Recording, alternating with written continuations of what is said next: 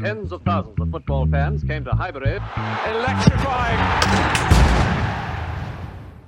Yes, guys, and welcome back to the Cannon Podcast. Hope you're all doing well. Hope you are all good. Happy Tuesday. Happy Wednesday. Happy Thursday.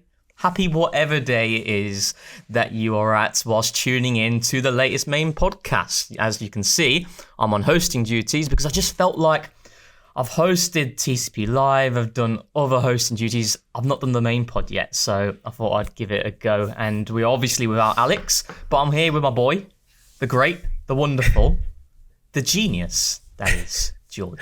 How are you, George? What an introduction. Wow, I should have you introduce me wherever I go. I'm good, man. I'm good. I am feeling thankful. First thing, probably, I don't know if you guys, it's Thanksgiving, no? This weekend in the UK, is it? It's or is not that something I don't believe thing? we tend to celebrate, yeah. Is it really? You know what? yeah. I didn't know that, actually. Okay, Yeah. To be fair, Thanksgiving's one of those things, even in America, where I feel like it's not like a religious holiday. It's like an excuse just for your family to get together. But anybody Yeah. who does celebrate, thankful for all of you guys. We are thankful for our viewers, and we are thankful for Mr. Rohan Jivan for hosting today, because that is something outside my remit today. No, it's I've just had that feeling to do it today. And speaking of thank yous, we want to thank you all for subscribing and following our journey. You know, we've recently hit 30k.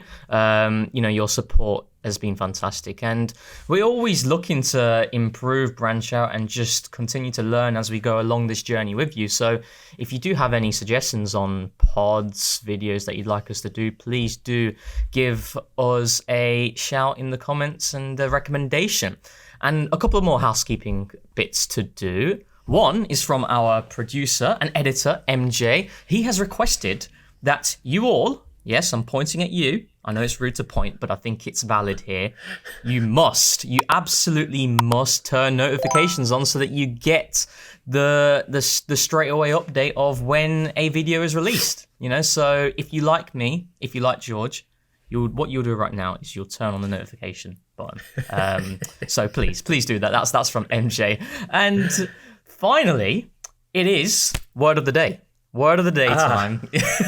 We can't start a main podcast without word of the day. And I wrote it down last week because it was from one of my mates who lives near me. Shout out Joel. He's a massive fan of the podcast. He loves you, George. I love you, Joel. And he's a really big Arsenal fan. And he told me this word, and I actually love it. It's pleonastic. Pleonastic. Yeah. And that's pronounced right? That is pronounced right. So, do you know what pleonastic means, George? I actually don't. No. It basically means using one or two or three more words than necessary to convey the message. So just I am quite pleonastic in my tweets then. Not you, I am. I am. So that is certainly for me, and that is the word of the day. A lot of people have been saying in the comments they're liking the word of the day segment, so I'll be continuing with that for sure. So those are the housekeeping bits done, and now it's time for today's video. So recently George did a mailbag and he did it fantastically. You know, solo job, brilliant as always. And instead of doing another mailbag, we will obviously address your questions towards the end of the pod. But we thought we'd do a little player review on every individual within our squad. And the way that we want to go with this is looking at each individual and their journey, if they've been here for a fair amount of time, and our predictions or our thoughts on what we can expect from them in the coming season. And, you know, we've got a lot of players now, you know, and I think the recent Martin Odegaard injury news, which is frustrating, it kind of goes back to, for me, the summer market and how we operated with a lot of contingency, and we've got a lot of depth and quality. So a lot of players to get our teeth stuck into. So firstly, George, David Raya. So, yeah, why don't you give us your thoughts on David Raya and his journey and what you expect from him perhaps in the coming season, as we are well underway right now in the 25-26 campaign. Okay, David Raya is a very interesting one because I feel he possibly is one of the most disrespected players in world football right now. He should be in conversations for best goalkeeper in the world. And I feel like people are hesitant to lay that tag.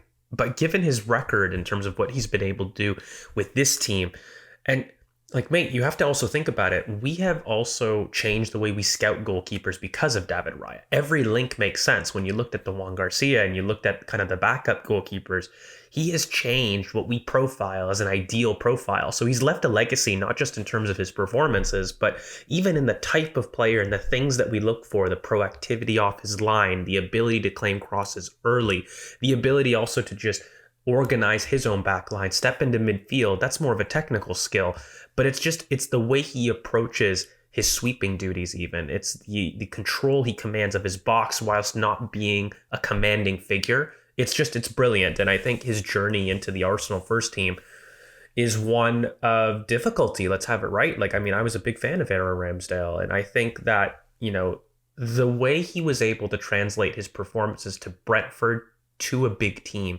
shouldn't be overlooked, and the speed to which he did it. I think that there were speed bumps along the road, but once he arrived after Luton, really, which is the game that he quite regularly references as well, which was a bit of a shocker.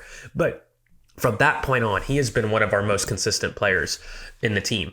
And he's just been brilliant. And yeah, I do think he could be one of the more underrated players in world football presently, because this is now, 2 years on the bounce. We're talking about Golden Glove, the amount of clean sheets he's able to contribute. And like I said, leaving a legacy of what to scout afterwards and guiding decisions is kind of, for me, the next step to greatness in a player. Like, you can be great, but then when you start having your scouting department like profile you as the next thing that you want, that's when you've left a mark, beyond just playing. Absolutely, I echo a lot of the thoughts and feelings you have there. And I think that Luton game, we always reference it, but I think it's extremely valid because, as you mentioned, it's something that he actually mentioned as well in a podcast that he did with Ben Foster, I think it was. And by the way, I think he's a fantastic speaker. I could easily see David Raya going into coaching. Seems like someone who can really convey a message in very simplistic terms that people can understand. And I think that's a massive part of being a coach. And I think for me with Raya, the point that you made about his transition from Brentford to Arsenal is great, because when you look at Brentford and the way that they played, we're all big fans of what Thomas Frank is as a coach and what he's done for Brentford. But when we look at the numbers in terms of shots faced, Brentford were always up there in terms of a lot of shots that they were facing at their own goal. And that means you need a goalkeeper who's going to be able to perform really well under high volume. And I like David Raya, how he's been able to come from that environment and then translate it into an Arsenal environment, which you're not always warm from a shot stopping perspective. You're only going to have perhaps maybe one or two moments that come your way that you then have to be alert, switched on, and perform that all-important save. And we've seen it this season. We saw it last season as well. I mean, the most recent example, I'd say, this season in terms of a game that I felt we didn't play well in, and it was an anomaly under Mikel's tenure, was Man United. We needed someone to be clutch and to see us home. And I thought David Raya had a really good performance in that regard. And I just think he's a complete goalkeeper, mate. There are certainly things in which I do believe he needs to improve on. I think sometimes when he is under pressure, the central passing at times can be loose. But we are then starting to nitpick where we have to consider the range of qualities that he gives in terms of shot stopping, cross collection, sweeping, distribution, the ability to go long. These are all aspects you need in a goalkeeper, and he does it to such a high level. And I think in terms of where we see him for this season, as you allude to, he's going to be on course for another Golden Glove. I back him to get it again, and I don't know how many keepers have done that. 3 in succession. Is that 3? Yeah, 3 in a row. It's like, honestly, mate. Like, for me, I know we're going a bit long on this, but I genuinely think he could be one of the more slept on players and profiles in world football, because people don't put that accolade about being the best goalkeeper, or rather, you have to fight and people look at you funny for saying it, but really his performances back it up. And I also don't doubt he's a major voice in the dressing room. You talked about how great of an orator he is, like just in general podcasts and whatnot. I have no doubt being a senior figure and the way he is and his mentality and the way he approaches the game not only is something that I think aligns with Mikel, but I think in the background he's probably, and it wouldn't surprise me for him to be a very big dressing room voice in terms of the culture and one of the voices that are loud. Like I see, Declan Rice as a loud voice in there. I see David Raya not afraid to put his 2 cents in. Well, we put him as leader, didn't we, in our previous pod? So, that ties in brilliantly there. So, yeah, David Raya, fantastic. And moving on to our next player, our second choice goalkeeper is Kepa. And I'll quickly go over Kepa, because I don't want to drag on specific players too much because we haven't seen them loads yet in an Arsenal shirt. And in terms of Kepa, we've only seen him in one competitive game against Port Vale. And I thought he did well. I think with Kepa, for me, we have a very reliable backup goalkeeper to compete with David Raya. And I'm talking about the cup competitions, the Carabao Cup, the FA Cup, early stages in particular. I think Kepa is going to give us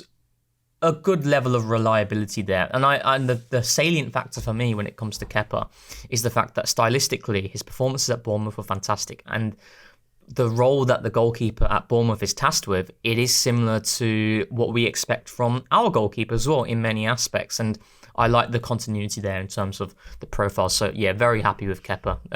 And I can see him having a big impact in those cup games. Let's now move to our defensive. Well, I mean, the quality I'm just looking at here, George, it's crazy. I'm going to start off with you because this is your boy. This is who you were before you were George AFC.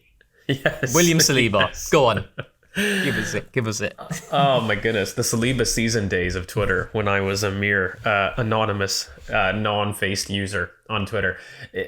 Mate, he is incredible. Having just signed, by the way, an extension. I don't think people realize how big that is. That extension, which is what guarantees his prime years with Arsenal Football Club. And I've heard a lot. I've actually had a couple debates, as usual for me.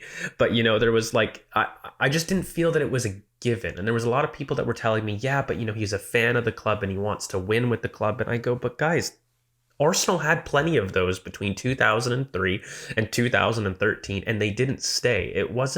It's not enough just to be a fan and just to grow up to be a fan, and that it's guaranteed that the best center back in world football, bar only Van Dijk. I will only hear Van Dijk next to his name. But everybody in world football wants him. And when is the last time Real Madrid courted a player and failed? Let me repeat that. Courted them hard and failed. That doesn't happen often. And it's unique. And it is especially an outlier.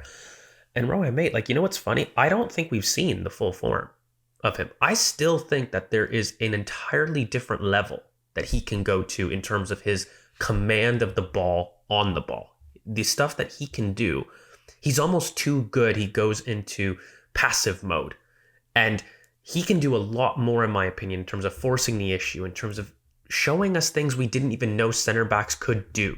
He's very much unique in his ability to step into midfield and carry, which I don't think he shows enough of. I think he can be reserved, at moments. I think one of the best things that I saw from Mascara is how super progressive he is with absolutely every touch, but I don't want to take away from his commentary.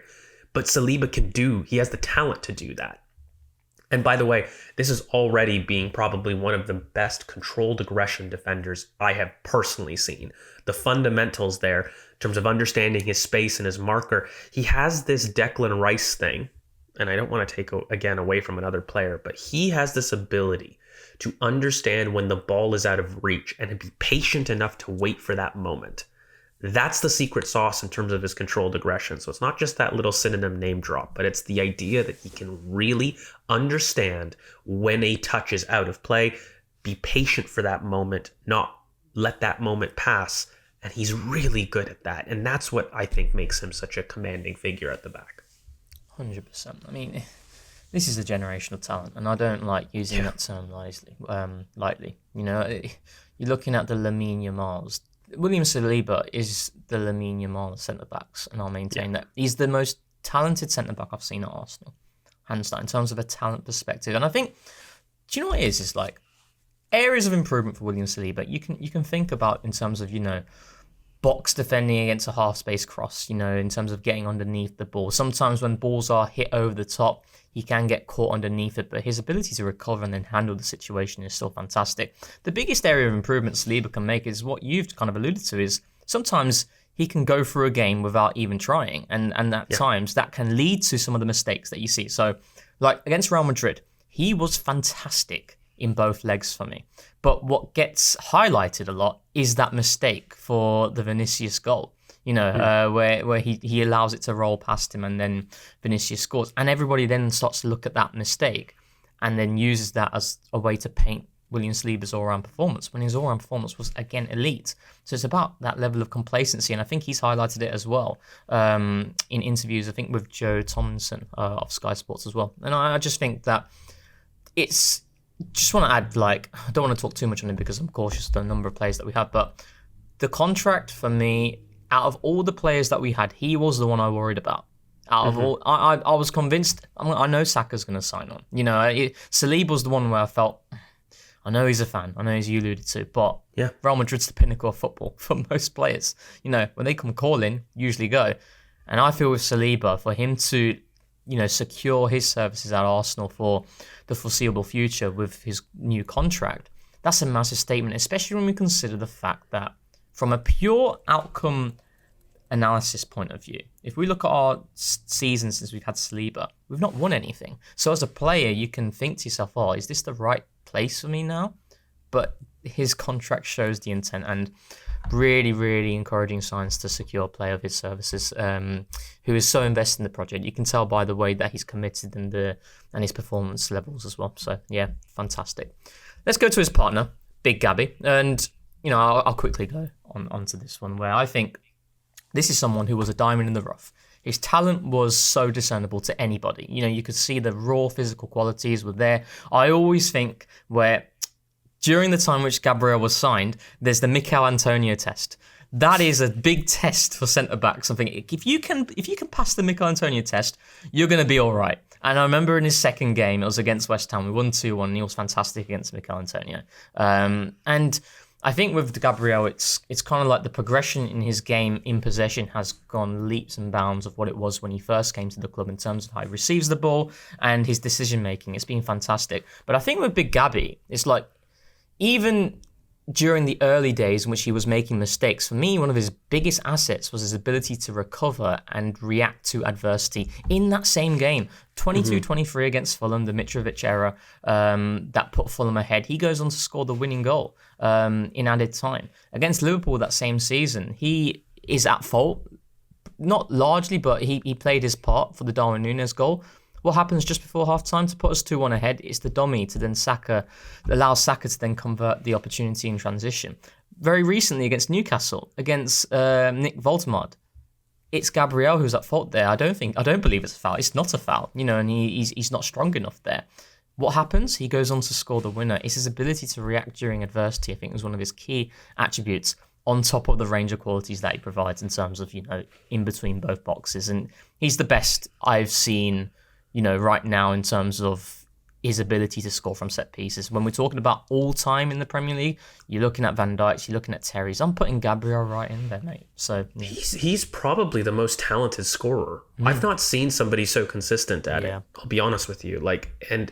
But athletically too. I can't remember the goal, but there was one goal across the box where he legitimately contorts his body from an outswinging corner, and it's incredible. I've not seen the athleticism and the agility in the air to meet crosses with that much consistency. It's brilliant. And he's kind of a throwback defender, isn't he? He's an old school person that just loves defending. And it's unique in this modern age that you didn't find that kind of mentality. And also, mate, I'm just proud of him. That was a rough diamond. A diamond, but it was rough. I don't think people remember the degree of work that we had to do with Gabriel. And it's a testament to him, by the way. I don't want to take anything away. For him to reach this level, it had to do with coaching, but him receiving that coaching, being receptive to it. And he has been. And he's just, one of the best channel defenders I've seen. Again, one of the questions that I did in the Q&A was people were asking me, what are some of the best in the world traits that we have in the squad? And I thought it was a brilliant question. But Big Gabby, for me, I said, I don't think there's a better channel defending defender in Europe. When I have open space, who do I want to chase and go down against Salah, even though that's a very scary situation? Gabriel. I don't know too many defenders. And by the way, the first iterations of Arsenal, we left that entire left-hand side for him to defend. He had a lot of work. As much as Saliba got the plaudits for the brilliance on the ball, we really trusted Gabriel. because we naturally left that acres of space and he dealt with it brilliantly. So yeah, I'm just so happy he's signed on and we've got this partnership.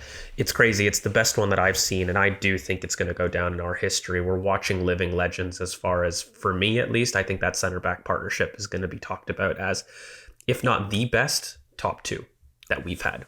100% agree. And I think, we can both agree to the fact that if these two stay fit, they're going to have another stellar season. And I think our ability to win this title is very contingent on them two, the cornerstones of that back line.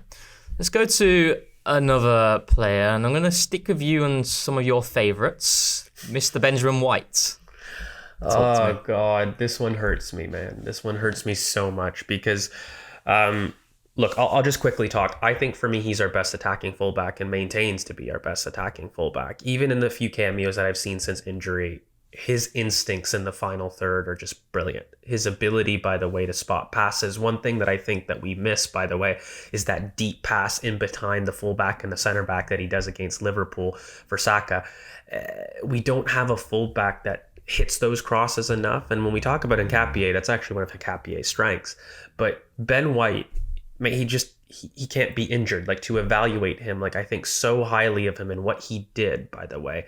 The transition to right back is something that I had called years before, and I felt like he would take to it. He's taken to it, but he's also just not been fit, and I need to keep the same energy that I have for other people.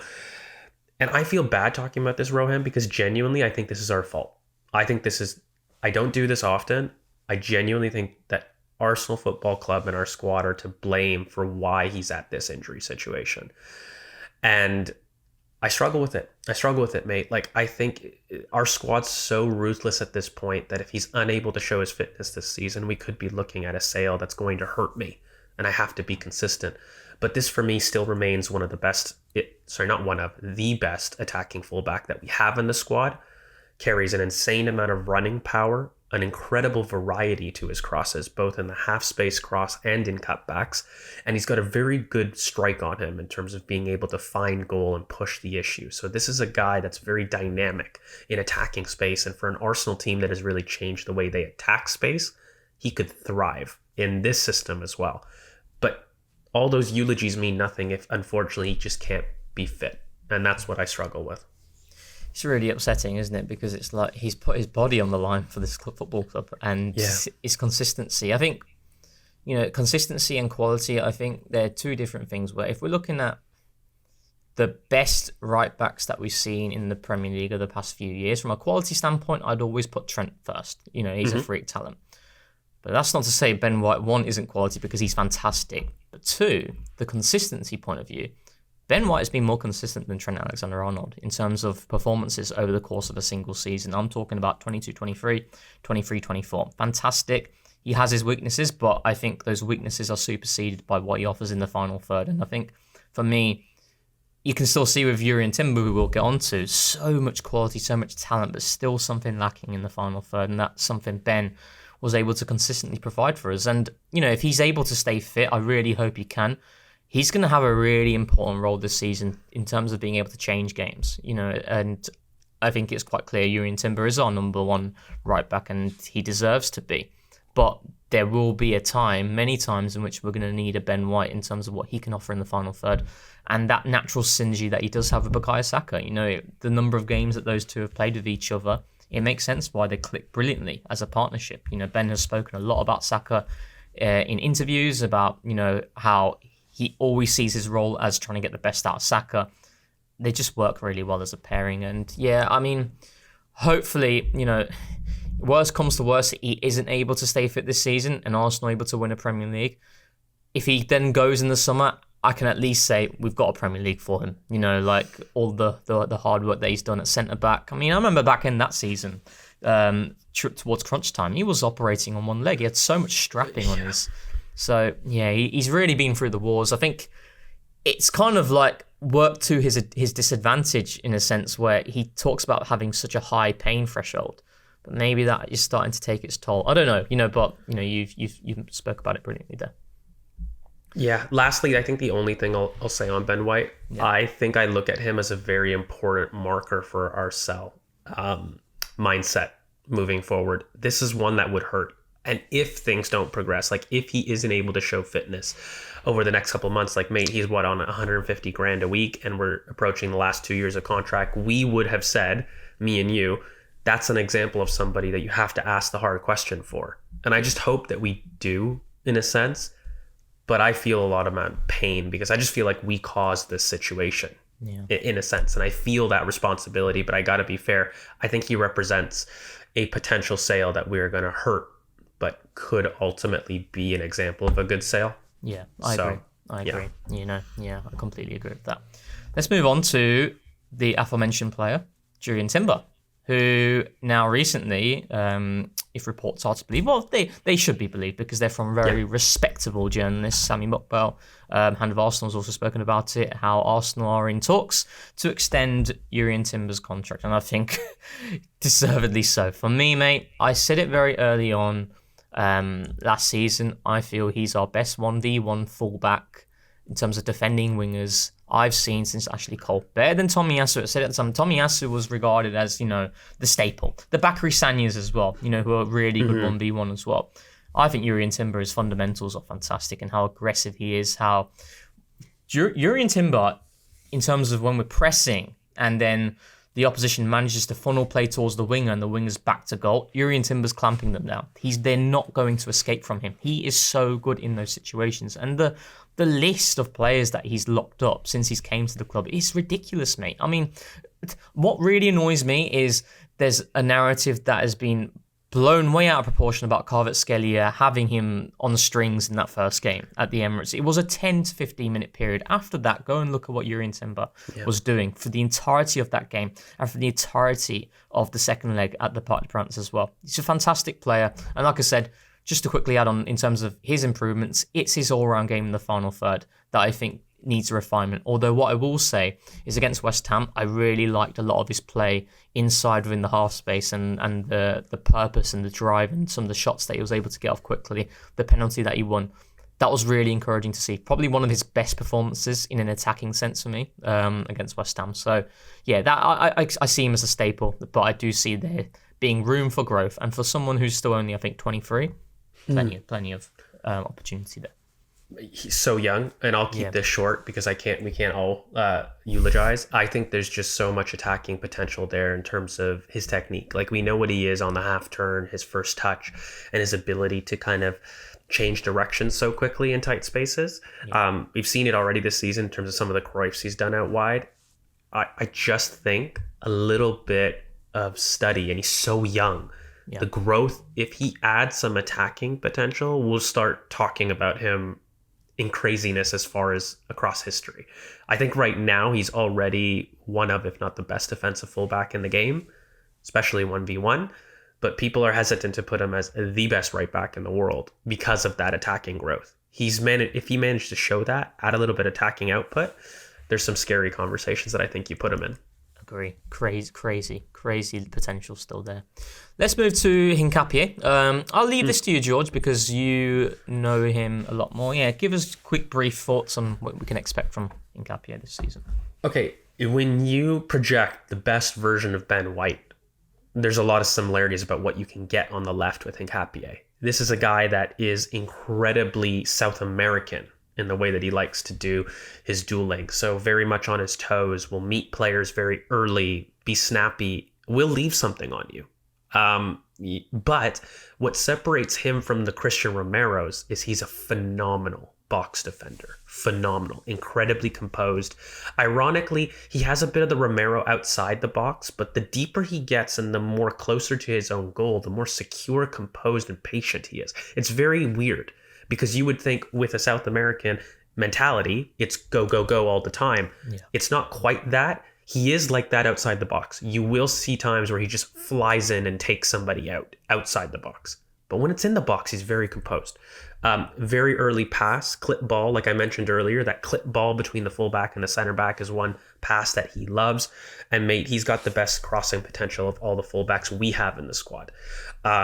So this is a guy that seriously could have a lot of impact, especially for how we look at Eze and how he would be best used. You know, the symmetry there of having somebody who loves a run from deep to occupy the widest lane could suit a lot of players. not just Eze, but especially Eze with his playmaking and his ability to want to drop deep in central areas. It's a symmetry that makes sense, you know. So I'm excited. We just haven't seen him. It's another one where I can talk all this beautifulness about the qualities. And look, I'm a little biased to that type of fullback. I like me a fullback that is the Bit of widest dog channel. in them. A little bit of dog in them. That's, you know, a little bit of leave an elbow on it. So, but yeah, I actually don't think we realize how brilliant the depth we've got at left back. It's crazy, actually, at this point. When you compare between Calafiori and Capier, as well as Ben White and Timber, the fullback depth and quality is insane. The backups are starters for some of the best teams in Europe. They are. And what you've just done there allows me to transition smoothly into Ricardo Calafiori, who I absolutely love. Absolutely love. I love this player. I love the talent.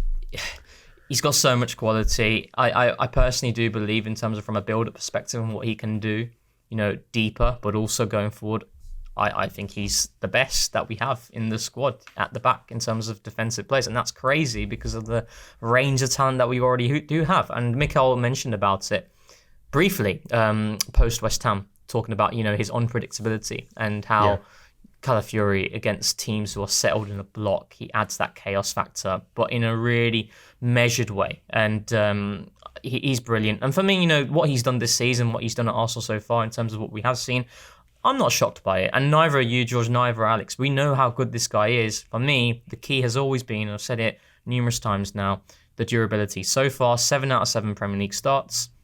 He's been available for every single game as well. Against Port Vale, he was ready to play. He started against Bilbao, and he was available to play against Olympiacos as well. So, yeah, all it is for me is about the durability. But I see this as a really, really strong player who, for me, he could be regarded as the best left back in the league come the end of the season. That's crazy because I still don't even believe that's his best role. I still think left centre back's his best role, and I do hope that we get to see some minutes there for him, where I kind of hope Hincapié is given more of the left back minutes when Gabriel is out, God forbid, and Calafiori is the one to deputise at left centre back. Completely agree. I'll keep it short and sweet. Love the talent. You've said it brilliantly. The only thing I'll add is that clutch gene about scoring goals. Absolutely. It's very Ramos-esque in terms of just inevitable. When you need a goal, it's there. Yeah. And he's the one to provide it, but he's got more technique than Ramos. And like that post shot off his right foot, the technique to try that. He's got the most shots the little dink against PSV's a little dink. One of those ones. Oh my God. Yeah, he's too good. He's too good. It doesn't make sense. And yes, I know me and Alex did talk because he's got the most shots in our team. Ironically, it's like, okay, I want some of those shots to go to our attackers, but Calafiori is a different type of presence. When you watch the game, I watch it through Calafiori's impact. And that is kind of one of the craziest things that you can say about a defender and not a midfielder. Crazy player. Let's move on really quickly to Christian Mosquera. I'll go through this really briefly. You know, I think, you know, you've done a scouted with Alex. You know, it's a play that you love. It's a play that I love. The raw physical attributes are crazy. And I think his ability to settle into the team immediately. I mean, we're talking about a baptism of fire, right? At Anfield. 2 minutes in. You're on, mate. Anfield, let's see what you got. And he passed that test with flying colours. And actually, I think, you know, his worst performance so far was against Newcastle, but it wasn't bad. You know, it was a couple of moments in which he was lax, but that can happen. He's such a young player, and this is someone who, for me, his ability to adapt seamlessly into this team, I think a large part of that comes from the fact that this is someone who has featured the most out of any under-21 before this season, out of the past 2 seasons. Under-21 internationals, Mosquera's racked up the most minutes. So this is someone who, you know, it's a great example of, you know, age doesn't equal experience. You know, you can be very young and have a lot of games under your belt. And this is someone who's got so many years to grow and develop and be a really, really top player for us. So yeah, they're my thoughts on Mosquera. Let's quickly go to, well, not quickly because this is your boy. This is all of our boys. It's Miles Lewis-Skelly. So yeah. Mate, and you know what? I think because Calafiori has had such a great start to the season, Miles looks really confident, and even the cameos that I've seen, like he looks mature. Yeah. Last year, it was everybody being almost exposed to the talent. I mean, this is a guy that I love. I've been talking for so long, so I'm sitting there smiling like a proud dad saying, I knew this is what we could see. But for a lot of people, they're learning the player, right? I personally see a change in the maturity and even the small cameos that we've seen here. There is a certain authority that he has when he's on the ball, and there's so much more for him to show. I just think that we need to see more midfield opportunities, just in general. We've got a squad, and I think part of the reason Hincapié was brought in and a level of Hincapié was because we didn't want Miles to be a long-term option there. There's flexibility and there's versatility to it, yes, as there are for many players, but we want him in midfield. I need him in field. And to quote A Country for Old Men, you need him on that wall. And I need him to be there because he is going to show people his true talent whilst in midfield. I think there's a lot that he could show at left back, and this is a big player for us, mate. It's a big player with a big future, and I think he has the ability to really complement a lot of our first team players. Like when you look at, for me, a pivot that could kind of go into a diamond midfield, Miles is your guy. He's got that shuttling opportunity, and he's another player that has that clutch gene. Probably one of our best, deepest passers as well in terms of really breaking the lines. Like the bravery on the floor pass between the lines. That's something that I think Miles really has on lock. It's just about making sure that he's important in the team and finding importance with other important players also rising. Yeah, absolutely. And I think, just to quickly add on to that, this is someone in which, don't forget about how good this guy is. We haven't seen lots of him this season, and that's part and parcel of having a really strong squad.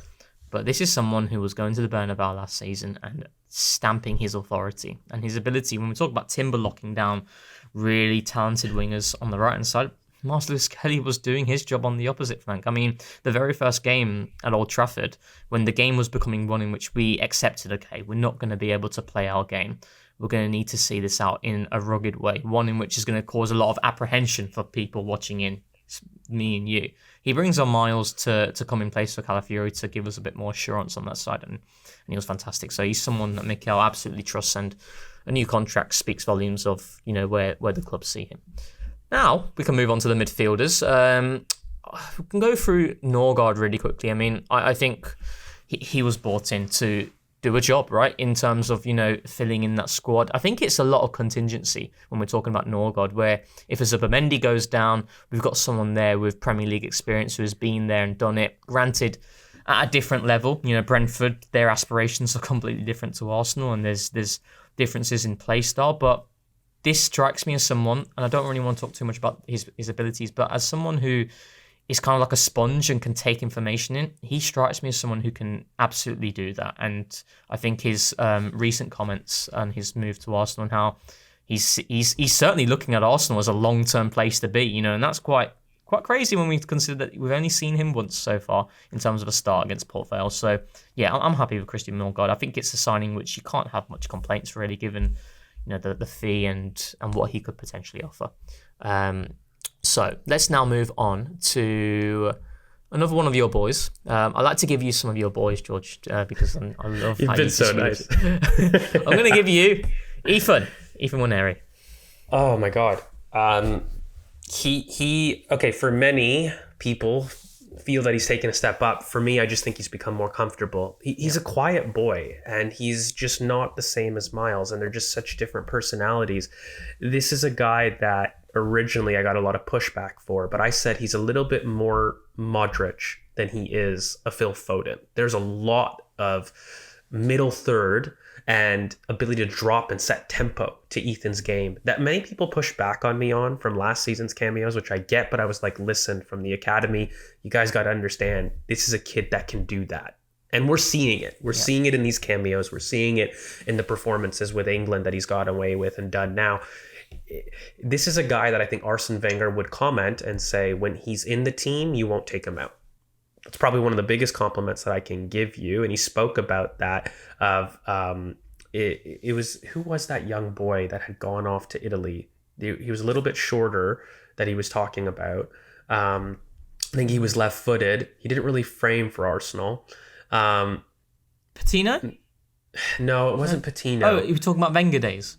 Yeah, Wenger, and he never really featured. It's going to escape me. This is going to really annoy me on the record, but I'll figure it out later. But this is a kid that ultimately, I think, once he's established himself, will stay in it. He's also very unique. Like, I think he could be one of the best pop shots that we've got in terms of zone 14 and his ability. He's already got a brilliant ability there, but it's just the He's got a trademark finish, shifting. doesn't he? He's got a trademark. Yeah, and there's there's a lot, and he's got a big step up. We talk about Martin Odegaard injuries.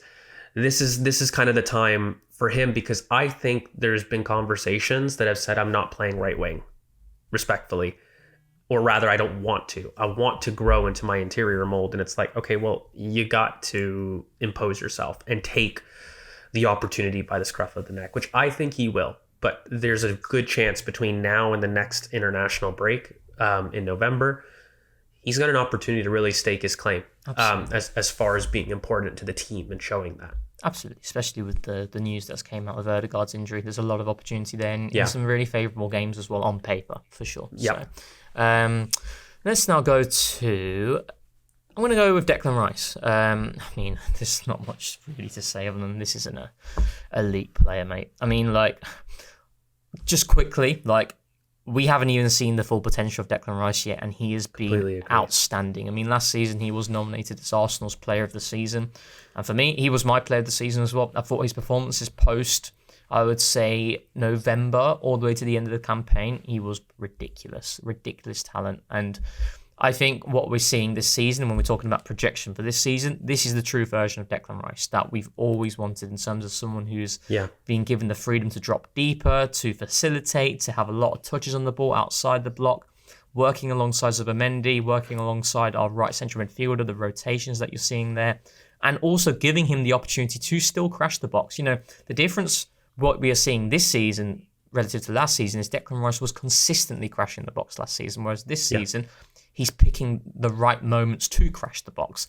and that is a better use of his skill set. And my final point with Declan Rice, and you can just go and look at the Jacob Murphy transition opportunity that he denies. That's Declan Rice. That is his bread and butter. And you are able to do that. You're able to have him have that sort of influence on the team by ensuring that he isn't pushed higher predominantly in between the lines. You need him to be as part of that cornerstone backline of Gabriel and Saliba to give you that ability to snuff out danger and kill off attacks. I think I'm so excited about what this midfield is going to bring us, and it kind of moves me to Zubimendi, which I'll let you talk about. And if you wanted to talk about Rice and Zubimendi as a partnership, feel free.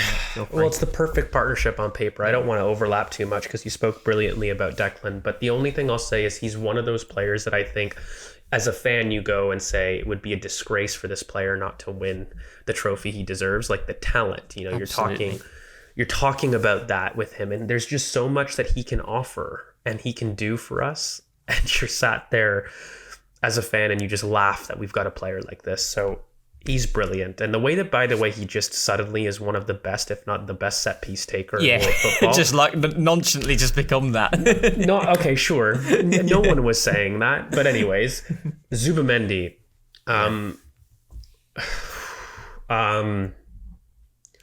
I underestimated the impact I thought he could have. I thought that he was a good player. I wasn't overly enthused when we were first linked to him. Yeah. I understood the difference. He's just not my type of defensive midfielder. I thought to myself, yes, he will bring a level of control. I evaluated tempo control in terms of some of our biggest issues, because this guy understands it on an elite level. And he also has a little bit more that I think in the summer, when I was talking to people about him, look at him through the lens of a Gundogan. I think people are starting to see little bits of it, but he still has yet to really show that. He's incredibly vertical, and I think there's a lot more final ball stuff, ironically, that we can see with Zubimendi, especially as we look to squeeze control a little bit more. But he is incredibly robust, probably the most robust regista I've seen in recent times. Like, he's actually quite big and he's very good in duels. It's, of course, we know the weakness is running back to goal, and it's something that I highlighted that I was afraid of. And we just know that if it's a small space game, this guy's going to thrive. If you want the big transitions, he's not going to be that type of player. But as far as being able to understand where he needs to be, where the ball needs to be, at what moment in the game, very few better about that in world football right now. And man, you just have to see the calm that he takes when he enters the game. He has been a staple for us. And yeah, I think the biggest compliment I can say is that I underestimated the impact he could have when we were first linked. I think he's brilliant. I think he's incredible. And I think there's more to go in terms of a final ball. I think that's the one thing I'm pushing for, because he is so good. Do you remember that? Again, I forget who was against, but that little dink for Urian Timber, who didn't finish. It was recently in a recent game. Against Newcastle. Against Newcastle, yes. Okay, that ball, the Jorginho clipped over the top, he's got that on lock. And I really think we could see more of those things. Yeah. And I thought that's the Gundogan thing that I want people to look at. And I think he could show us a bit more of that. But yeah, that partnership is everything you want on paper. Absolutely. I mean, I don't know if you've seen the comp, George, but for Spain recently, he does that clip ball. Yeah. I think it comes from a set piece, actually. Yeah, he's top. And I mean, for me, when talking about like standout players this season so far, for me, Urian Timber has been our player of the season. I'd put Martin Zubimendi second. I think he's been fantastic. Yep. And mate, St. James's Park, that's a big litmus test for number 6s. He passed that litmus test with flying colours. Go and watch it back. There's a couple of duels against Joel Linton. He wins them. This is Joel Linton. So, yeah, fantastic. And he's pretty sturdy, by the way. Like, how many signings have you felt like, especially those coming from Spain that are the slow space registas that have come in to consistently do top performances? Yeah. It's not often. It's not normal. No, it's not normal. Yeah, and you can see why pretty much every single club wanted this guy as well, all the top clubs. Superb. Let's move on to our final midfielder, which is Martin Odegaard, really quickly. And I it's quite frustrating. Too injured to really comment about it this season, isn't he? It is, and it's frustrating because I actually felt that he was building momentum. His performances were improving. I actually think his performances have been low-key underrated since that PSG away from home game, where he forces Donnarumma into making that brilliant save, rattles the bar against Liverpool at Anfield from towards the back end of last season, lays it on it's a nice pass for Declan Rice for his goal against Newcastle from last season, and he scores our final goal of the previous campaign against Southampton. So I did think he was low-key cooking. It's just frustrating that he's had another setback, but I'm really happy that we've got the squad. We've got the squad for it, yeah, absolutely. But hopefully he can come back soon. And that moves us to the forwards, so we won't need to spend loads on each individual. I've kind of categorised Eze as a forward because that's how Arsenal's website have done it so far. But give us your thoughts on Eze. Oh, God. A lot of right centre mid potential minutes now with Odegaard. Maybe it's what you've been calling for, my boy.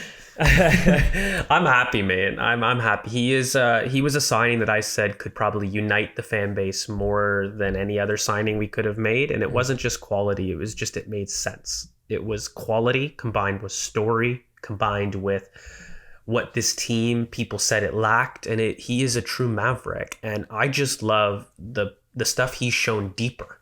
Ironically, the early pass that he sets off for Gyökeres, he's just a proactive agent. And I think we've talked about that before. I just love that proactivity to him. I can't really describe it necessarily as a particular skill because he's so brilliant with the ball. He really is kind of one of those geniuses, those quiet geniuses. But it is just somebody that likes to force the issue. We don't have too many of those, especially in the front line. And he's a breath of fresh air. And I do maintain, I think he's got a level to go. To be honest, with the stage at Arsenal, I think he could be talked about quite differently in global sports. And I think he will use this season to cement himself both in the England team, but also on the international stage. Like he looks to be on a mission. And mate, like, again, I keep asking you this, but I swear he's got almost a goal every 2 games, nearly, in terms of contribution, while still trying to understand. In terms of trying to understand the system as well. And by the way, very stop-start front line Like, Yeah. in terms of, it's like very inconsistent, right? So it's not just a new team, it's an inconsistent play style, it's an inconsistent pressing style, but he's being consistent. Adapting, yeah. And he's played And he's three different adapting. roles. He's played three different Yep. roles, George, since he's came in. He's played left centre mid, left wing, and right centre mid. And he's adapted Crazy. brilliantly. And yeah, he's going to be fantastic for us. And I can't wait to see how he does in these next set of fixtures. Just quickly on Marino, very briefly, I missed him. And I know the comments were like, you forgot about Mikel Marino. Your favorite. All I would like to add, I think he's going to be a really good squad player for us this season in terms of being able to impact. You know, we talk about like Ben White, how he can impact games. I think Mikel Marino is someone who can really impact games in the final third. I mean, we saw it against Newcastle. That clutchness, the header is crazy, by the way. So yeah. Mikel mentioned it. Well, he spoke about it brilliantly. I always look back at that Brentford away last season where he said, when the game becomes one in which it becomes really condensed in the box, you need players who have that smart movement, that intelligence, that anticipation to find space, and he's brilliant at that. I'll go one step further with Marino really quickly. I do not want to see him in a midfield. Yeah. I think that, especially how we've talked about Miles, there's no excuse for that for me anymore. The header's brilliant, but you talk about that because that's where he's best used. Yes, yeah. And I want that to be done a bit more. So when we talk about squad, that's probably the only thing I'd put on Mikel Marino, where I think that his talents right now in this squad suit a little bit more as an emergency 9 or another player to force the issue in the box against a low block. I completely buy that. Completely. Right, so 10 more minutes on this, and I'll tell you what, I think we've done brilliantly here, George. We are almost done. So, I was getting stressed at the start. I go, oh, God. Right, let's go to, I'll give you Madueke. Okay. And then I want you to have Saka, because I've done eulogies about Saka. Yeah. Madueke, surprising. I think people loved the talent, but the one thing with Madueke was the Gervinho fear. He's brilliant up until the final third, and is he able to be consistent with his final action? I still don't know if I've necessarily seen consistency of final action, but one thing that I 100% have seen is him forcing the issue. Mm-hmm. And he's given the squad quite a bit of what it didn't have as well, by the way. And he's also showed a flexibility and a competency out on the left that I think is better than even we predict in terms of, I'm sure we all thought the theory he could do it. Yep. And I think he's done it, but I think he's done it really, really well as well. And yeah, there's a bit more to his game, I think, there. I really think that delivery as well, the way he's able to eat up yards is unique. Like, he has such big strides that if he could combine that with a quick release and a quick back foot, you're now talking some really uncomfortable projections, because you start to combine those things, that's a really dangerous player. That's like your 70 million plus player.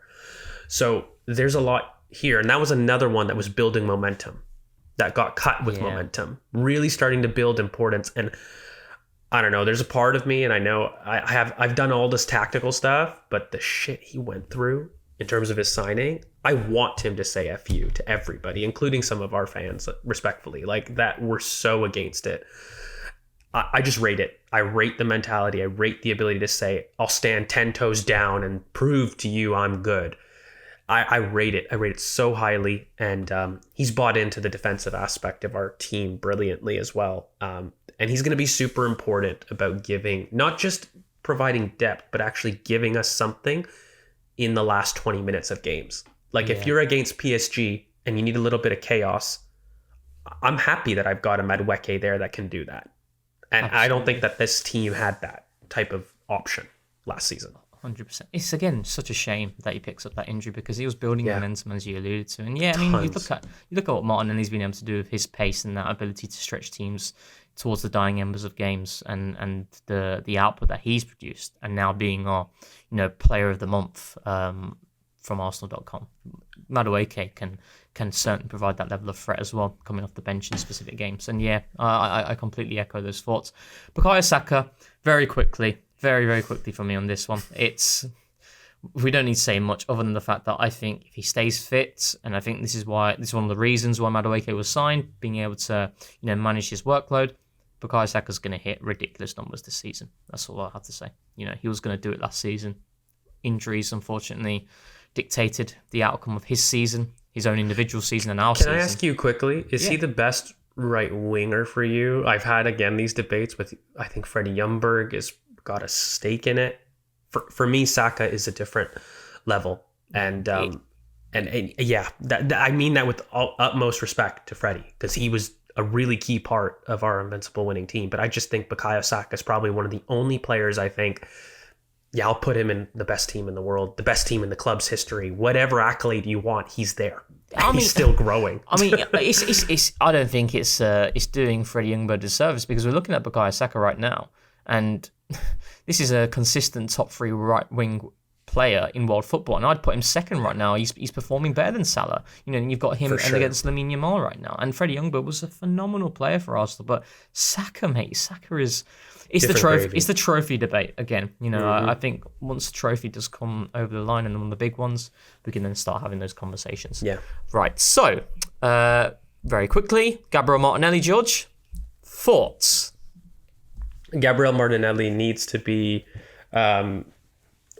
find his voice in the team. By the way, I think he's had a brilliant start to the season, in terms of his cameos where he's played well. The problem is I just think that this team is so good that you don't have an opportunity to wait and hide. And part of it is also like, if Mikel's not going to play you in that way, then he's not going to show his best form. And it's like, okay, we start talking about the cameos and how he's been better, but he's also been better because of the areas he's playing in those cameos. They are more central. So you're seeing those qualities a bit more. I refuse to admit that this is a bad player. I don't think everything is on Mikel and the team. There's certainly been individual stuff that he needs to take responsibility for, namely the release in the final third. It's been delayed. It hasn't always had the right decision-making applied. So there's like individual qualms that I had with how he's contributed to his status decline. But I maintain that you have this boy in central areas, he will impact the game. And if we're not going to do that, then I'd rather he go to a team that allows him to do that. Yeah. But it's as simple as that, because, you know, if we can't find space for him to do it in those central areas, then yeah, you're going to be left wanting. Absolutely. Completely agree with that. And I'm really happy that he's been able to impact performances of his cameos though. And I think, you know, it kind of gives people a little bit of a gentle reminder that this is not a bad player. This is a very talented player who can certainly give us a lot of quality going through this season. Cautious of time, so I mean, we've got Gyökeres, Havertz, Trossard to do, and Jesus.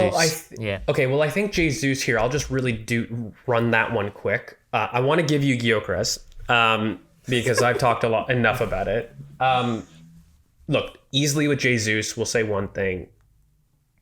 I don't know what he's going to be at. It's going to be a question of whether or not he can even play. And even if he does play, is there something left in that? We know what he was in terms of his story to get here. It's just simply he's too injured. He's not featured. So I think it's tough to even talk. It's too big as well, George, as well. I mean, it's way too big. It's way too big. It's sad, unfortunately, because this is a player who injuries has dictated the outcome of his Arsenal career. I think, you know, we're talking about, a Jesus sale could then allow us to sign a player. No, we need a Jesus sale to happen. Like, we just don't have the space. So yeah, no, I completely echo those thoughts on Jesus. I mean, you know, okay, you can do Havertz really quickly, and I'll do Gyökeres. So I'll do Trossard, because Trossard's someone. I think Trossard, low-key, this season has been performing really well. Genuinely, I think it's ironic because I think Trossard's performances have been strong, but his efficiency perhaps hasn't been there this season so far. You know, you talk about the Newcastle, which is crazy because he's actually one of our most effective players at changing games. Like, if you look at the percentage of his goals and if they've came against game-changing states, Trossard and Martinelli are like top two for Arsenal in that, ironically. But I'm just looking at some of the big moments this season so from Trossard, outside of obviously the goal that he did score against Bilbao. He should have had a couple against Olympiacos. Yeah, he's been good. He should have scored against Newcastle. That's his bread and butter. I remember he finished an exact same move 2 seasons ago against Chelsea in the 23-24 campaign. So, yeah, but I think Trossard has looked really good this season. I think, again, perfect 12th man. Absolutely. Gyökeres. So, with Big G, the second Big G, behind our own Big G. I think when I look at his time, I need help. So far, okay, sorry. All right, go on then. I want you to go because I need help because what I struggle with is us going to the conversation about work rate with regards to what we're seeing here. Yeah.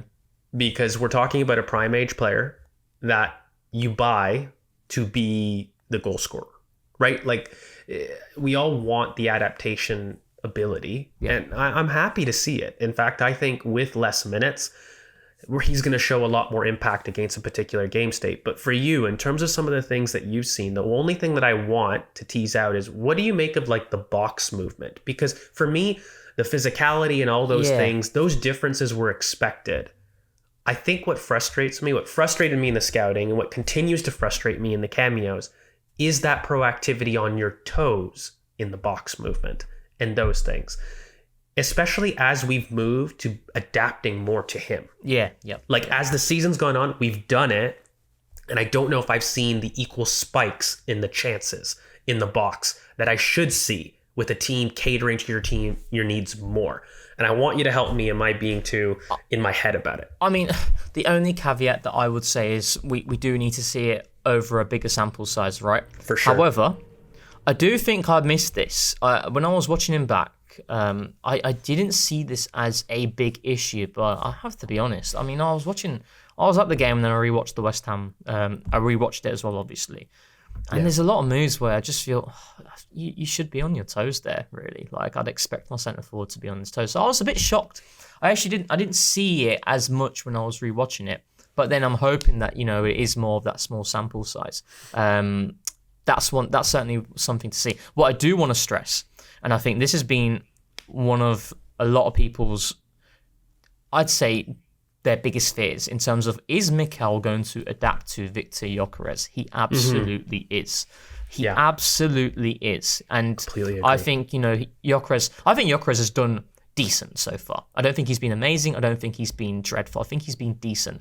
But I think what I'm liking is the fact that the Trossard inclusion into the team and the consistency of him picking Trossard, for me, is because of Victor Gyökeres. I think one of the big reasons why you're seeing Trossard play a lot of games is because he is more of that type of player who can come deep, he can drop, he can move into central areas, and then that allows Gyökeres to then hit the channel. Against Newcastle, when they were going man-to-man, Trossard was abandoning width and coming central, and then that allowed Gyökeres to then take the centre-back wider and into the channel, and Raya was hitting balls into that space. So we are doing things that is trying to get more out of Victor Gyökeres.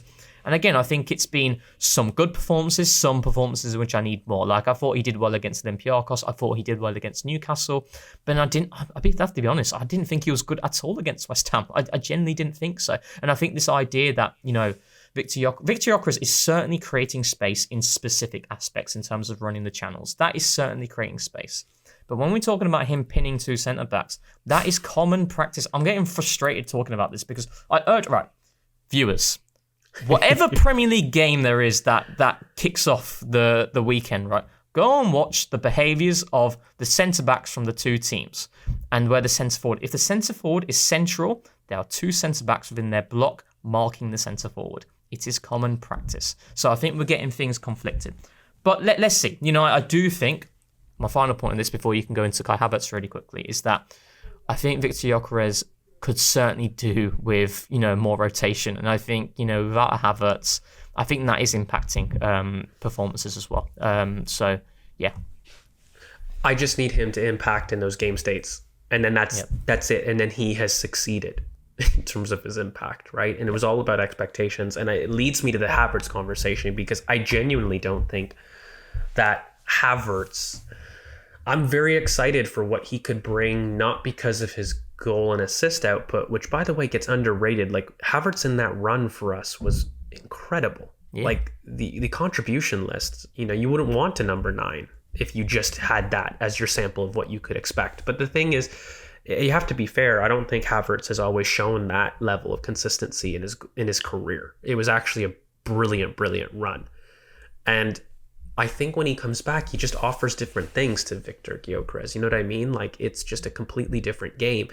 And I truly wonder if this is going to be one of those where we play them off each other, in a sense, where you use a team to maybe have the Havertz backboard, tire them out, and then you get the Vardy-esque runner and Gyökeres to run against tired legs that has already battled with Havertz for so long. And then vice versa. Like if you've got a team that's incredibly good as a physical mid block, maybe you start with the channel runner to push them back, and then you add a Havertz, by the way, to be that difference in the box once you've pushed them back. And it really is a case of trying to use them off each other, not against each other in both player debates. And that's the only thing I'll probably say on the whole Kai Havertz thing. I think it's brilliant, and I'm interested to see what his changes, by the way, result in, because he looks bigger, and we talked about it. I think he got injured that we couldn't really see whether or not his physical change resulted in game change, but I actually do suspect we might see some interesting skills that he's been able to add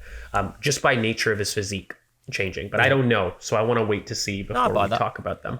I buy that. It was quite frustrating seeing Havertz get injured, just after we saw that goal against Bilbao as well, how he ran clean through, and then the Old Trafford came and he picked up an injury. So, but yeah, no, I buy that. And I have to say, I think we did fantastic there, George. We've smashed that. Yeah. We did accelerate, and apologies if we didn't focus too much on specific individuals, but unfortunately, Berta has got us, having to go through some of these plays very quickly. But hopefully you guys enjoyed that. And now let's move on to questions. Your questions, and, George will be looking at the Discord. I'll be looking at YouTube and X. But if you guys did want priority access to questions, in which we're going to be able to read out yours first ahead of others, you can do so by becoming a Patreon or YouTube member, and you can access a free 7-day trial within the link below, within the description, and you can get a wide range of content from ad-free main podcasts, youth pods, scouted. We'll soon probably be having data pods as well, rewatches that me and James B, AFTV James, former AFTV James, is now with me doing that. So a lot of content, and it's a really good time to become a member. So please do become a Patreon or YouTube member by accessing that free 7-day trial. My friend, give me one of the Discord questions. This is a big one. Yeah. This is a big one. This is from Saleh on the Discord. And I think it's a really interesting question. So I'm glad you got your glasses, because it's time to nerd out with this one. Yeah, it's time to lock in. If Arsene Wenger was starting his career today instead of the late 90s, what kind of manager do you think he'd become? And what would Wenger ball look like in 2025? He goes on to ask several other questions, like what's the current meta right now and where do Arsenal fit in? Do you think football's become too tactically homogenous? There's a lot of questions from Saleh, but I think the very first one is interesting. And I think that's where I want to ask you, because me and you, mate, we're Wenger disciples. Oh, yeah. To the core. My boy. That's my footballing hero. But for you, like, what do you think? Like, do you think anything would have changed in terms of, his application, his philosophy in today's game? I do think there would have been change. I do think that the way I see it, and it's very difficult to predict, because I think when we're talking about the two dichotomies of, play, positional play and relational play. Relationism? Relationism. Yeah. I should really know the actual word there. So, Arsene Wenger's teams epitomise the latter in terms of the ability to connect, Too much so. And I think that became a detriment. And actually, that's where you're looking at players like Laurent Koscielny. That was a guy at times he was defending 3v1s, 4v1s, and he was succeeding. I think what Arsene would have done, I do think that he would have jumped towards the physical side of the game, but he would not have neglected the wing fielders, the technical ballers in the middle of the park. I think that would have still remained prevalent in his teams, because we have to remember, Arsene Wenger, from the last moment that he stopped managing this great football club, was still doing a lot of the things that he's always believed in terms of tidy, neat play. I think when we're talking about dismantling a low block, Arsene Wenger's teams right now would be like one of the blueprints.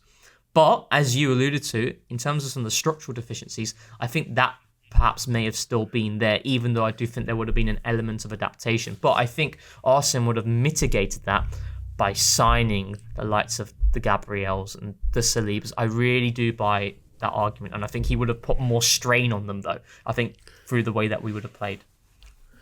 I think I don't know how it would go because I actually think he'd be something completely different, like in a world that has become quite tactically homogenous. Wenger wasn't in terms of his principles. And, you talk about what? Fabregas and Como being an example, or even Thiago Motta's Bologna as being an example of somebody that's a little bit more relationist in principle.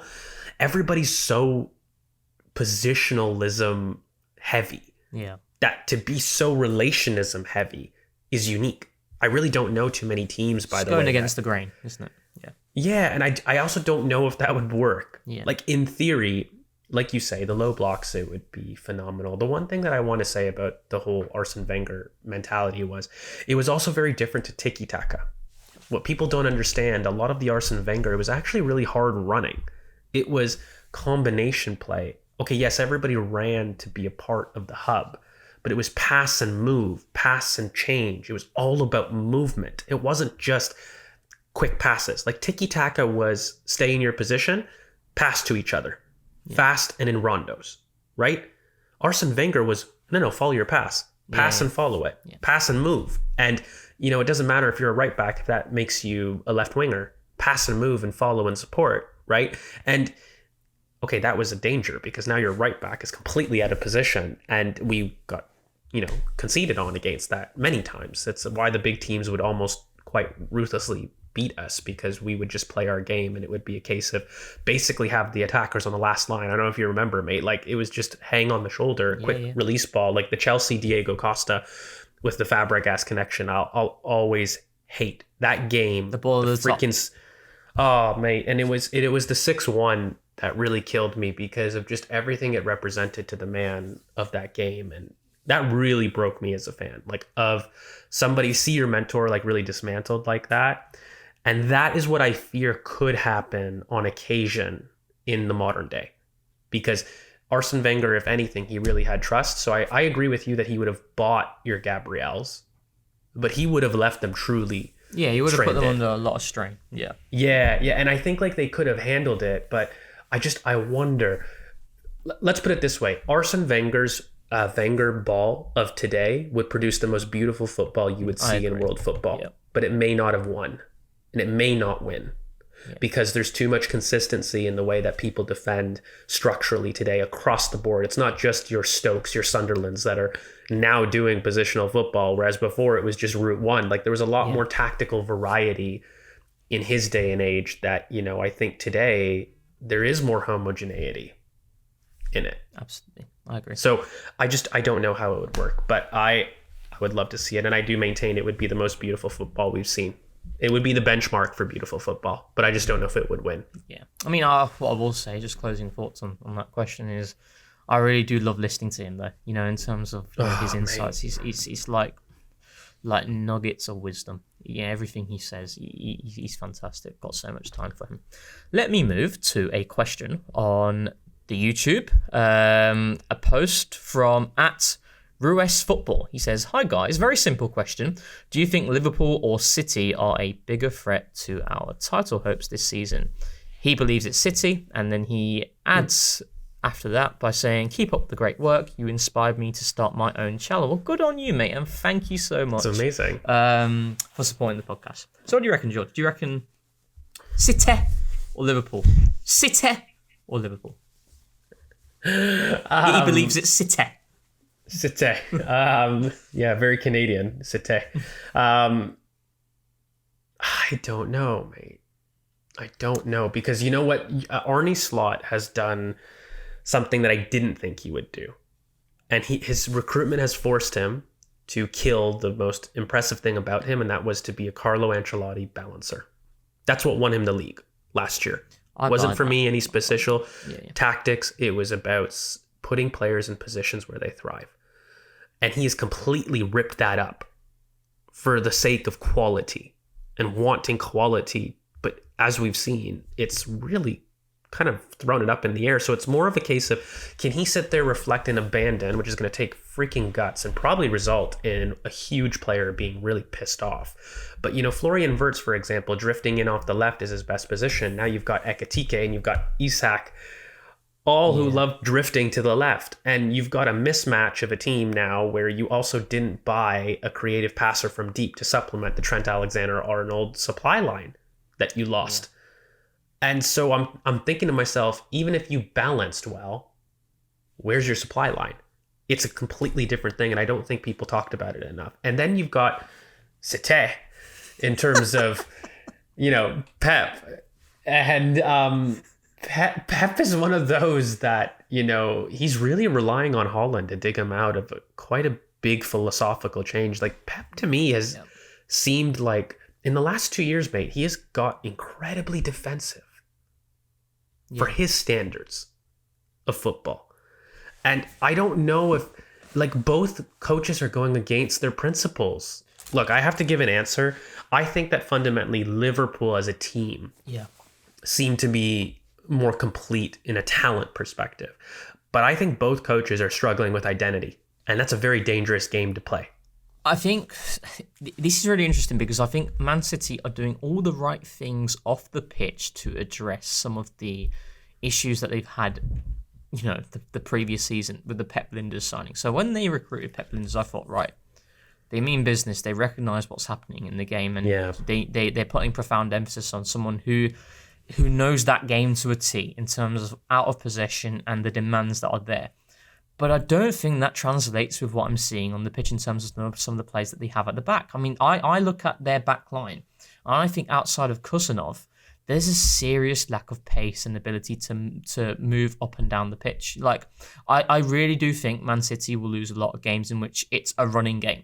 So against Brighton, against a Bournemouth, I think they're going to drop a lot of points in those types of games. And guess what? When you look at a lot of the teams across the division, so many teams have so much quality across their front line. The speed, the pace, the dribbling.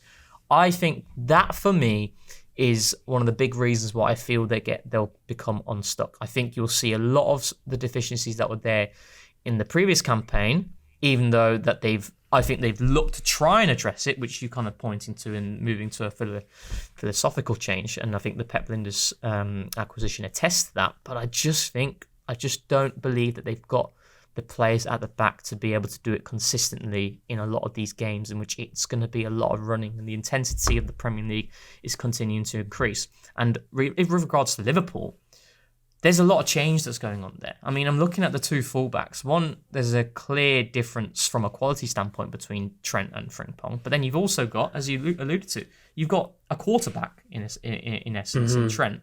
A Tony Kroos, a Granit Xhaka type profile stylistically who's playing at fullback and he's looking to dictate deep, versus a Frimpong who's an out-and-out wing-back. And then you've got Kerkez who's playing more of the auxiliary third centre-back and then joining high, when he's equally just as much as a wing-back and someone who wants to join high and be that type of player. And then you've got the change, as you alluded to, with the front line with Isak, Wirtz and Ekitike. These are all massive signings. These are all plus 80 million, and there's only so many positions in a football team, right? And I think the Konate form as well, and the injury that they sustained with the centre-back that they brought in, I think there's a lot of change there. And that's why I think if Arsenal can keep a settled squad and remain decent health from a fitness standpoint, I really do think it's ours. But I do think Liverpool are the bigger threat. I just think they've got more range of skills and qualities to hurt you versus City, as you kind of mentioned. Haaland's just a freak, But do two more questions. I'll do one from the dreaded website, as Alex calls it, and it's from Lewis at Lewis23999356679. With Ødegaard injured, what is our best 11 for the next few weeks? So I'll change this question and I'll throw it to you, George. Very quickly, your starting 11 for Fulham, because we know Ødegaard's out now. So okay, well, Raya, Timber, Saliba, Gabriel, Calafiori. I think Declan Zubimendi, and so this is where it gets interesting, George, because I think, right. So we know Gyökeres will start, we know Saka will start. So it then depends on what you do at left wing and central attacking midfield, right centre mid. So you either could go with Waneri but then continue with Trossard left wing, or you go with Eze, And Ethan right in the hole. and then Trossard left wing. So, I might do Eze left wing and Ethan right center mid. that's what I would have gone for. Yep, exact same. Because it's just it's the principle of it. I would love Hincapié left back as opposed to Calafiori, just in theory, by the way, just to get that a little bit more inside.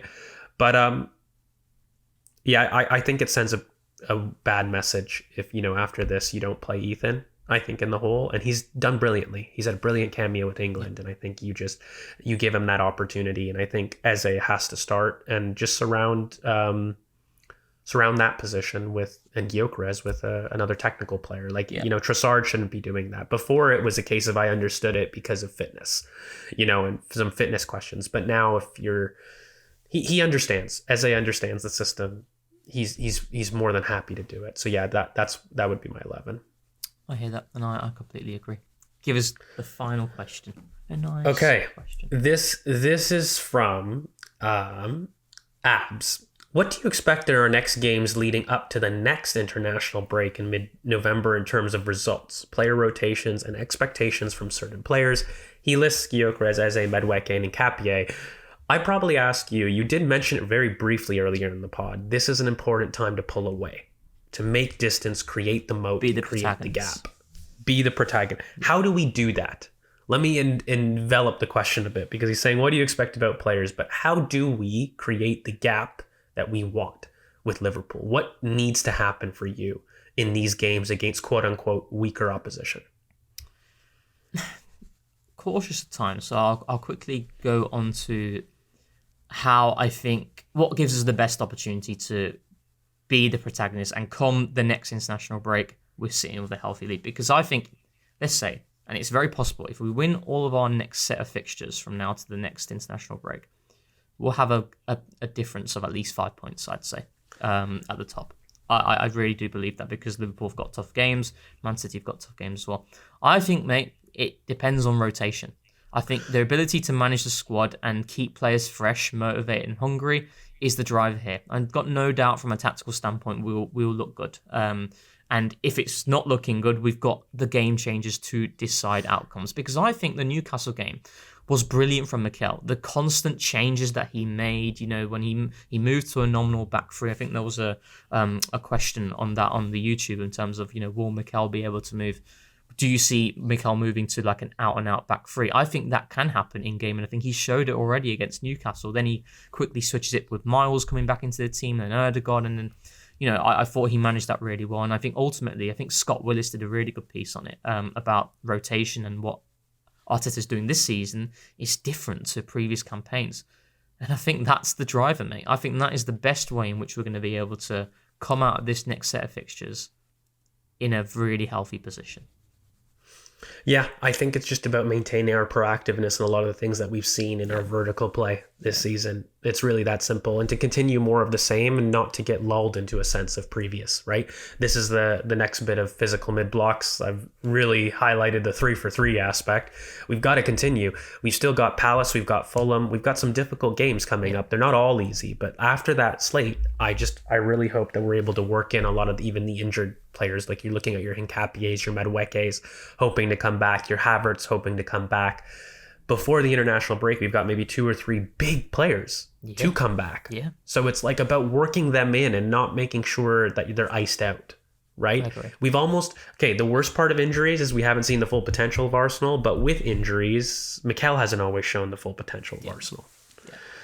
So it's those dichotomies, and I'm hopeful because he's shown such rotation now, even with injuries. He surely shows it with a full squad, but we also got to see it. And I think that's the thing. That's the crux of it, right? That's the litmus test. That, for me, is what is going to decide our season. But no, thank you, everybody, for tuning in to a fantastic pod, if I do say so myself. We went through every single player. We went through some questions. We'd love to do more questions, but I think it was difficult with the number of players that we had to get through. And in terms of content for this week, we will have a rewatch. Me and James are going to be doing the Newcastle game because we weren't able to do that at that time previously. So looking forward to that. Looking forward to what Martin Odegaard was able to do, and looking forward to just how we solved the St. James's Park curse. And then we will be back soon with, well, it'll be an instant reaction as well, won't it, for the Fulham game. So lots to get stuck into for sure. But hopefully, and guys, you guys make sure in the comments, you guys like, comment, subscribe, do all those very good things. But you also give your love to Rohan on a brilliant hosting job. If you've made it this far, you've been able to endure the lovely sound of Rohan's voice guiding the conversation, which has been brilliant. So congratulations, that was amazing. Oh, thank you so much, mate. No, but hopefully you guys have enjoyed it. And like George says, like, share, subscribe, and nothing more for me to say other than thanks for keeping it Arsenal. Tens of thousands of football fans came to Highbury. This was one kind of queue the ladies thoroughly enjoyed. Electrifying. Inspiration.